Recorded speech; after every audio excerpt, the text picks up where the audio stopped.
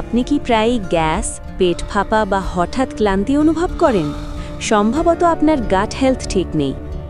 আর পেটের ভেতরের ভালো ব্যাকটেরিয়া নষ্ট হলে পুরো শরীরেই সমস্যা শুরু হতে পারে। আমাদের পেটের ভেতরে লক্ষ কোটি ভালো ব্যাকটেরিয়া থাকে।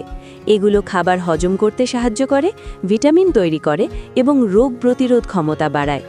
যখন এই ব্যালেন্স নষ্ট হয় তখন শরীরের নানা সমস্যা দেখা দেয়। চলুন জেনে নিই গাট হেলথ খারাপ হওয়ার 5টি লক্ষণ। 1. সবসময় গ্যাস বা পেট ফাঁপা।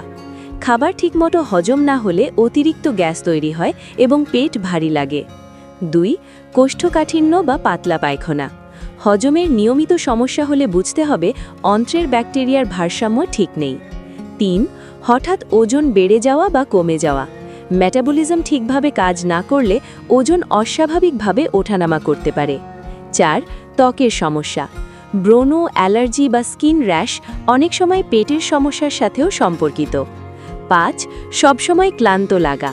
খাবারের পুষ্টি ঠিকমতো শোষিত না হলে শরীরে শক্তির ঘাটতি দেখা দেয়। এখন প্রশ্ন হলো, গাট হেলথ ভালো রাখবেন কিভাবে? প্রতিদিন 1 বাটি টক দই খান। বেশি করে শাকসবজি ও আঁশযুক্ত খাবার খাবেন। কলা ও রসুন খাদ্য তালিকায় রাখুন। প্রতিদিন পর্যাপ্ত পানি পান করুন এবং অতিরিক্ত প্রসেসড ও ফাস্ট ফুড যতটা সম্ভব কমিয়ে দিন।